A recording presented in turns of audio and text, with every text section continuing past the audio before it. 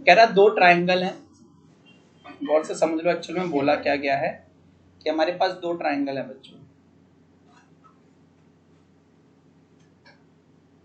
कुछ ऐसे, एक को नाम दे दो ए बी सी और एक को नाम दे दो पी क्यू आर, ठीक है। तो क्या बोला, ये 3.5 है आपका सेंटीमीटर्स में, ठीक है, और ये भी 3.5 सेंटीमीटर, ठीक है, कितना है 3.5 सेंटीमीटर, और फिर आपका ये 4 सेंटीमीटर है और ये भी 4 सेंटीमीटर है, और ये बेटा 4.5 सेंटीमीटर है, और ये भी कितना दिया 4.5 सेंटीमीटर। तो आप देखो ट्राइंगल पी क्यू आर की जो साइड्स, ये वाली साइड इसके इक्वल है, और ये वाली साइड इसके इक्वल है, और ये वाली साइड इसके इक्वल है।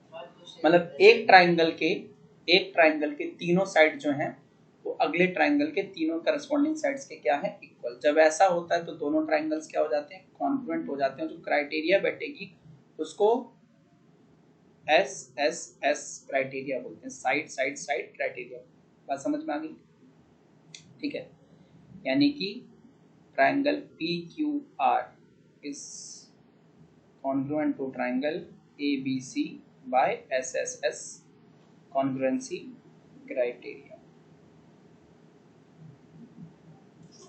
अब इसके बाद अगला थ्योरम जो है वो 7.5 है बेटा। थ्योरम 7.5 आपसे क्या कहता है, RHS कॉन्ग्रुएंसी रूल को डिफाइन कर रहा है theorem 7.5।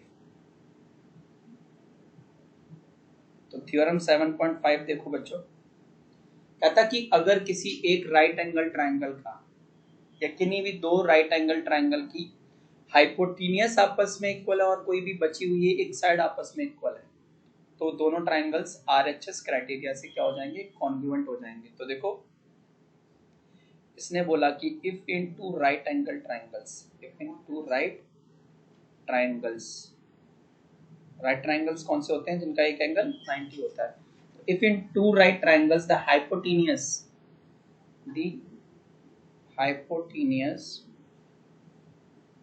and one side of, ठीक है, one triangle are equal to किसके, the hypotenuse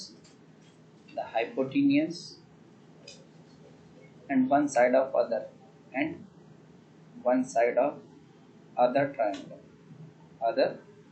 triangle, ठीक है। then the two triangles are congruent,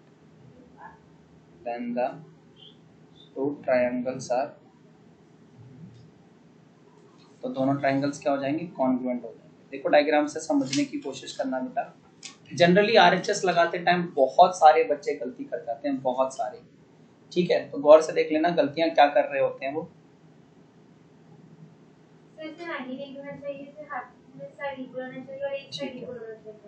ठीक है, तो देखो हमारे पास दो ट्राइंगल हैं, एक को नाम दे देते हैं ABC, क्या नाम दे देते हैं, ABC, और दूसरे को नाम दे देते हैं PQR। तो देख रहे हो दोनों का हाइट, पहले तो दोनों में एक एक एंगल 90 डिग्री है, एक एक एंगल क्या है 90 डिग्री, और फिर दोनों में हाइपोटेनियस भी इक्वल है और बची हुई एक साइड भी इक्वल है। तो अपन इन दोनों ट्राइंगल को क्या बोल देंगे, कॉन्ग्रुएंट, क्योंकि हाइपोटेनियस और एक एक एंगल 90 डिग्री प्लस एक साइड इक्वल है तो ही RHS लगाओगे।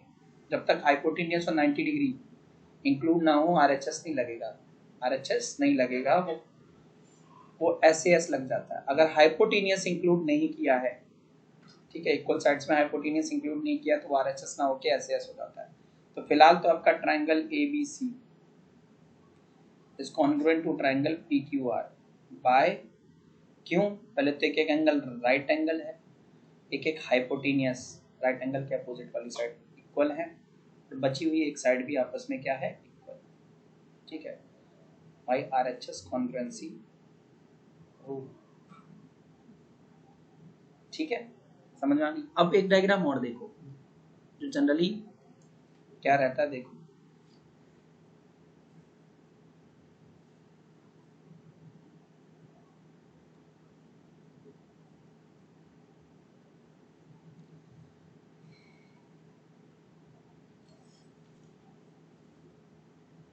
ये कौन से रूल से कॉन्ग्रुएंट होंगे? A B C P Q. तो इस बार जो है, इस बार ये दोनों ट्रायंगल में क्या हाइपोटेन्यूज इंक्लूड हुआ है? नहीं, हाइपोटेन्यूज की बात ही नहीं हुई है, दो साइड इक्वल है और एक राइट एंगल इक्वल है। तो therefore this time triangle ABC is congruent to triangle PQR by SAS congruency. फर्क क्या आया पता है ना आपको? इस बार हाइपोटेन्यूज इंक्लूड नहीं हुआ है क्योंकि एंगल 90 है मान लिया, लेकिन इस बार हाइपोटेन्यूज इंक्लूड नहीं हुआ, तो ऐसे RHS तो हो ही नहीं सकता है। अगर हाइपोटेन्यूज डाला ही नहीं है तो RHS दिमाग में आना ही नहीं चाहिए। देखो कह रहा है कि एक लाइन AB है बेटा, ये रही मेरी AB लाइन। कह रहा है एक पॉइंट P और Q AB से इक्विडिस्टेंट है। इक्विडिस्टेंट मतलब बराबर दूरी पे। तो मान लो हमारा एक पॉइंट P ये रहा होगा और पॉइंट Q ये रहा होगा। ये हमारा पॉइंट P है और बेटा ये पॉइंट Q है। कह रहा है कि P जो है वो AB से इक्विडिस्टेंट और Q भी AB से इक्विडिस्टेंट है। इसका मतलब देखो A से P, ठीक है, जितना दूर आपका A to P है उतना ही P to B होगा, ठीक है, उतना ही क्या होगा आपका P to B होगा। ओहो क्या करेंगे, गड़बड़ हो गई, सॉरी। तो देखो टेढ़ी आ जाने वाला, उतना ही P to B है, यानी this side is equal to this side. उसके बाद में क्या बोला, Q भी A और B से इक्विडिस्टेंट पे है, मतलब जितना A से Q दूर है उतना ही Q B से दूर है, मतलब this side is equal to this side. कोई दिक्कत नहीं। उसके बाद में तो चलो गिवन में जो दिया उतना लिखो आप। गिवन में दिया है कि पहले तो दिया P is equidistant from A and B, that is, इसका मतलब क्या, P इक्विडिस्टेंट है बराबर दूरी पे, यानी इसका मतलब है ये A से P और B से P इक्वल है, ठीक है। दूसरा चीज Q is equidistant from AB A and B, that is AQ equal to क्या हो जाएगा, BQ। AQ इक्वल टू क्या हो जाएगा बेटा, BQ। क्लियर है, क्योंकि Q जो है A और B से बराबर दूरी पे, तो AQ BQ के बराबर हो जाएगा। अब जो प्रूव करना है वो बहुत गौर से समझना है आपको। कह रहा टू शो दैट, यानी टू प्रूव लिख दो आप, कि जो ना एक लाइन है उसका नाम है PQ। आपसे ये कह रहा है कि PQ is the perpendicular bisector of AB। PQ क्या है, AB का परपेंडिकुलर बाइसेक्टर है, यानी कि जहां पे भी PQ AC को जाके टच करेगा वो दो टुकड़े कर देगा। मतलब वी नीड टू प्रूव कि AC इक्वल टू क्या प्रूव करना है, BC। AC BC के बराबर प्रूव करना है, इससे बाइसेक्टर प्रूव हो जाता है। परपेंडिकुलर कैसे प्रूव होगा, तो एंगल PCA और एंगल PCB कितना आ जाए, 90 आ जाए। कितना आ जाए, 90 आ जाए। Also angle PCA is equal to PCB equal to 90 degree आना चाहिए। अगर ये वाले एंगल C, जो सेंटर पे एंगल C बन रहे हैं, अगर वो 90 आ जाते हैं तो परपेंडिकुलर है, और AC बराबर BC आ जाता है तो बाइसेक्टर मिलकर क्या बन जाएगा, perpendicular bisector. That is PQ is, तो PQ is perpendicular bisector of BC। PQ क्या है, परपेंडिकुलर बाइसेक्टर है BC का। बेटा प्रूफ पे आते हैं। प्रूफ सबसे पहले अपन क्या करते हैं, हम ना देखो अपन क्या करने वाले हैं बच्चों, यहाँ पे किन्हीं भी दो ट्रायंगल्स को कॉन्ग्रुएंट प्रूव करने की कोशिश करेंगे। किन्हीं भी, देखो मुझे क्या करना है, मेरे को ना सब कुछ इन दो ट्रायंगल से मिल जाएगा। किस किस से, PCA और PCB से मेरे को ना AC equal to BC CPCT से मिल जाएगा, और PCA बराबर PCB CPCT से मिल जाएगा, ठीक है। लेकिन बात तो ये आ रही है कि इनको कॉन्ग्रुएंट कैसे प्रूव करेंगे। तो इनमें एक एक साइड तो इक्वल है और एक एक कॉमन है, लेकिन अभी दूसरा कोई भी चीज नहीं दी है, तीसरी कोई भी चीज नहीं दी है। तो सबसे पहले मैं क्या करने वाला हूँ, गौर से देखना मैं क्या कर रहा हूँ बेटा। सुनो कि मैंने आपका लिया, देखो बेटा ट्राइंगल PAQ, एक तो कौन सा लिया, ट्राइंगल PAQ, और दूसरा लिया ट्राइंगल PBQ। अब ये क्यों लिया मैंने तुम्हें उस दिन बताया होगा, मैं डेली बताता ही हूँ कि देखो हमें सबसे पहले क्या दिया है, AP किसके इक्वल दिया है, BP के। AP किसके इक्वल दिया है, BP के। तो मैंने आपको बताया था कि AP नाम की लाइन बना दो और एक ठीक है, ये P और ये A हो जाएगा, सॉरी, और एक VP नाम की लाइन बना दो। फिर उसके बाद हमें क्या दिया, AQ, और क्या दिया बेटा हमें, AQ दिया है, A से Q बना दो, और फिर किसके बराबर दिया, BQ, B से Q बना दो। इनको जोड़ के देखो, इनको जोड़ के क्या बन रहा है, ट्रायंगल बन रहा है जिसका नाम आ जा रहा है APQ, और दूसरे का नाम आ जा रहा है PBQ, है ना, BPQ, यही आ जा रहा है। यानी इन दोनों ट्रायंगल को क्या कर देना है, कॉन्ग्रुएंट कर देना है। समझ रहे हो ना, जो गिवन दिया होता है उसको तोड़ लिया करो, और इस तरीके से डायग्राम बना लो तो आपको काफी हिंट मिल जाएगी कि हाँ कौन से दो ट्रायंगल जो है वो आपको कॉन्ग्रुएंट करने हैं। ठीक है, ठीक है। तो देखो सबसे पहले बेटा देखो इनमें, इन दोनों में सबसे पहले आप कहोगे सर AP जो है वो BP के बराबर है, और एक चीज आप ये भी बोलेंगे कि AQ जो है वो भी BQ के बराबर है। मैं पूछूंगा क्यों, तो आप कहोगे सर ये गिवन दिया हुआ, गिवन में देख सकते हैं। तीसरी चीज, दोनों में PQ PQ कॉमन है, PQ PQ तीनों में, दोनों में क्या है, कॉमन। तीसरा PQ is equal to PQ, common to both triangles. तो दोनों ट्रायंगल में क्या जाएगा, कॉमन।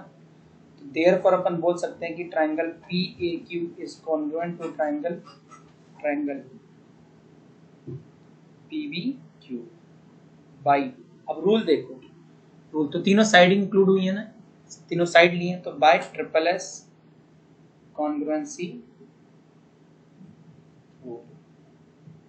अच्छा, तो बाई CPCT से मैं क्या बोल सकता हूँ, गौर से देखना भी, CPCT से मैं क्या बोलूंगा बेटा, CPCT से मैं ये बोल सकता हूँ कि मेरा एंगल APQ दिख रहा है आपको, APQ, यस, छोटा वाला APQ किसके बराबर आ जाएगा, BPQ के बराबर आ जाएगा। दिखाता हूँ मैं आपको, नेमिंग में ही देखो, नेमिंग में ही मैं कर देता हूँ, एक को इधर कर देता हूँ, इसको इधर कर देता हूँ, इसको इधर कर देता हूँ, इसको इधर कर देता हूँ। बाई CPCT क्या हो जाएगा, APQ is equal to angle BPQ। आ गया ना। अब क्या करना है, अब हमारे लिए बहुत इजी हो गया। अब हमें पता है कि अब हमें कौन सा ट्रायंगल लेना है, PAC और PBC। कौन सा, PAC और PBC। देखो भैया next, in triangle PAC and triangle PBC, सबसे पहले तो आपको पता ही है कि AP इक्वल टू BP दिया हुआ है, क्योंकि ऑलरेडी गिवन है। क्या है, गिवन। अच्छा, दूसरी चीज क्या दी है बेटा, गौर से देखना। दूसरी चीज देखो, एंगल APC, APQ था ना पहले, APQ, उसे अगर मैं APC लिखूं तो कोई दिक्कत है, APQ कह लूं या APC कह लूं, एंगल वो P के लिए, छोटे वाले P के लिए, ये तो angle APC is equal to किसके आ जाएगा, एंगल BPC के। ठीक है, APC किसके इक्वल आ जाएगा, एंगल BPC के इक्वल आ जाएगा। क्यों, प्रूव्ड इन वन में प्रूव किया हुआ है। अब तीसरी चीज आप बता ही सकते हैं कि सर PC और PC क्या है, कॉमन। PC क्या है, दोनों ट्रायंगल में common. PC equal to PC क्या है, कॉमन, PC है ये। ठीक है, this is PC, common to both triangles, दोनों ट्रायंगल्स में कॉमन है। देयरफॉर यू कैन राइट कि triangle PAC is congruent to triangle PBC by, अब रूल देखना, AP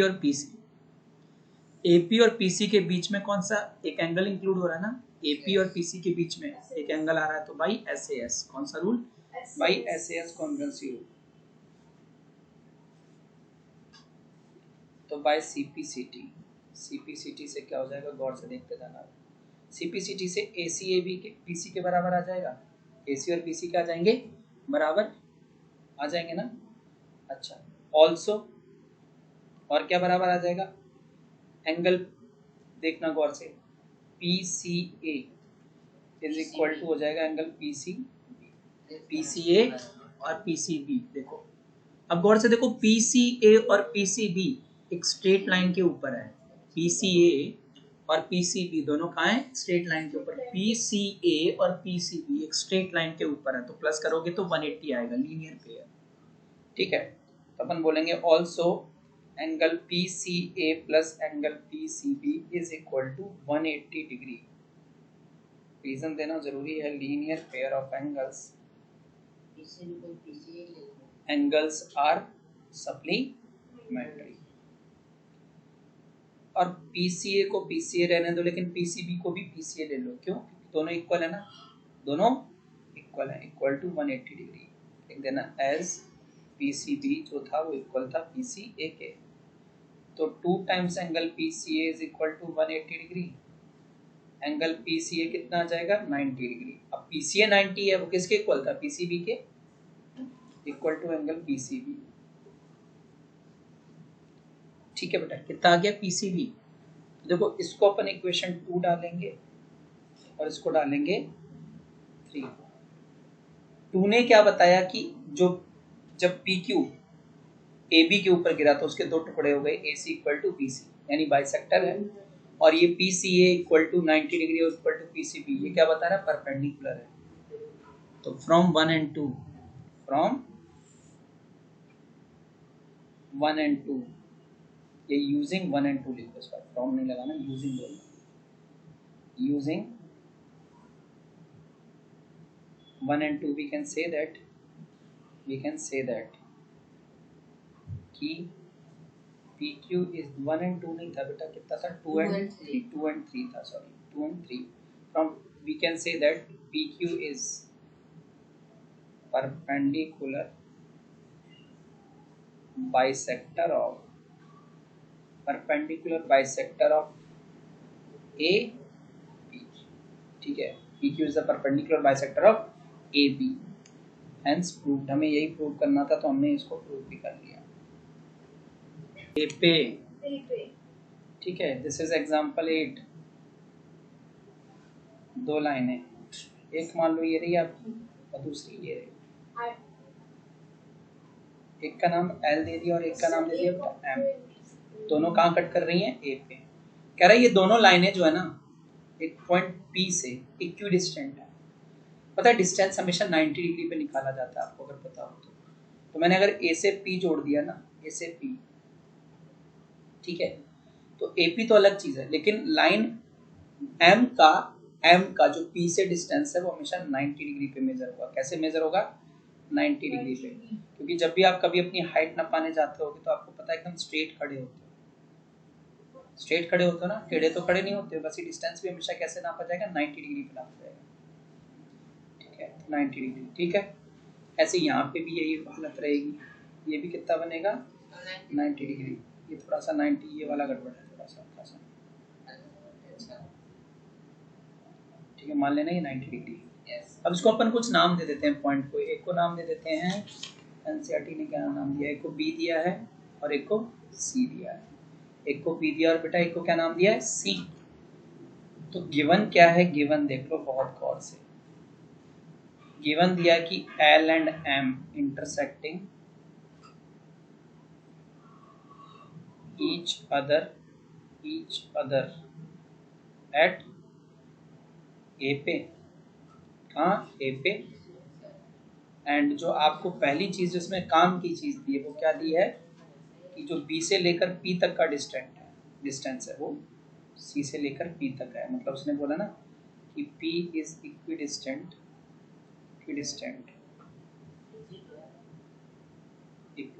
स्पेलिंग गलत हो गई थोड़ी सी, equidistant from line L and line M।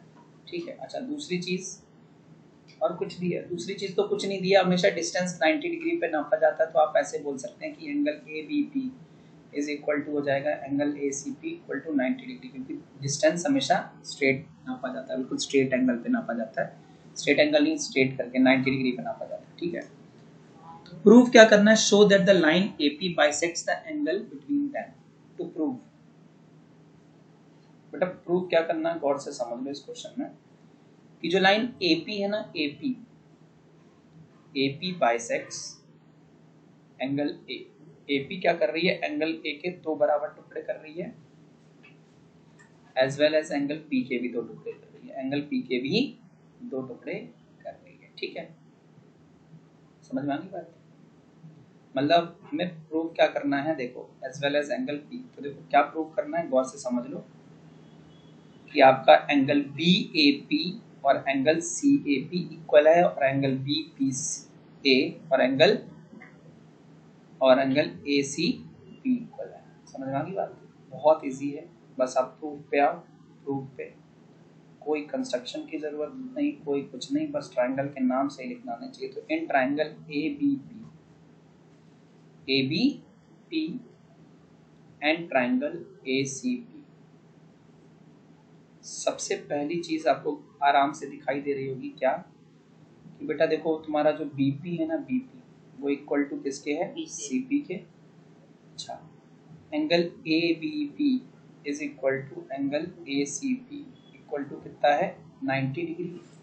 और तीसरा गौर से देखना, A P equal to A P, A P equal to A P क्या है, कॉमन टू बोथ। तो AP equal to AP, AP equal to AP क्या आ गया, कॉमन टू बोथ। ठीक है, these two things are given. लिखना जरूरी है, टीचर इसी के नंबर काट रहा है पेपर में दबा के। ठीक है, मैंने बताया भी है गिवन लिखो कि कहाँ से आता है सब कुछ, फिर भी नंबर काट लिए तुम्हारी टीचर। देखो तो आप लिखेंगे कि triangle ABP is congruent to triangle ACP by, देखो पहले तो एक एंगल 90 डिग्री था, फिर 90 के अपोजिट साइड जो है हाइपोटेनियस, दोनों में इक्वल है। AP equal to AP, hypotenuse है ना AP, वो दोनों में इक्वल है। एक एंगल 90 और एक साइड और इक्वल है। देखो ये वाली साइड एक 90 डिग्री और एंगल P और C के अपोजिट हाइपोटेनियस आपस में इक्वल है।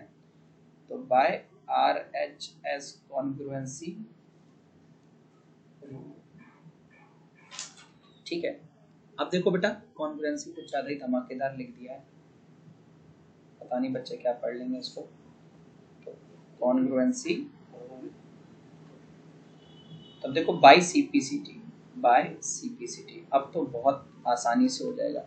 आप सीपीसीटी से पहले एंगल ए और सी को बीच में डाल दो, एंगल ए और सी को बीच में डाल दो। देखो ना दोनों की सेम पोजीशन है, नहीं बी बी एंगल ए और एंगल ए की सेम पोजीशन है ना, दोनों एंगल ए को अंदर कर दो, यानी एक को कर दो angle A A A P और एक को कर दो angle C A P, equal हो जाएंगे किससे, सीपीसीटी से। किससे, सीपीसीटी से। इसका मतलब क्या हो गया, एंगल डायग्राम में देखो, अगर आप डायग्राम में देख रहे हो, आपको डायग्राम दिख रहा हो क्लियरली कि बी ए पी और सी ए पी इक्वल हो रहे हैं, यानी एंगल ए पी जो है, A P line B A P दिख रहा है और सी ए पी दिख रहा है, ए पी की वजह से इक्वल हो रहा है ना, तो इसलिए अपन क्या बोल सकते हैं, that is A P bisects angle A. Also ऐसे ही आप एंगल पी को बीच में डाल दो कि angle A P B is equal to angle A P C, that is A P bisects angle P. ठीक है, हेंस प्रूव्ड। तो आपका ये सवाल जो है वो आसानी से प्रूव हो जाएगा, हेंस प्रूव्ड।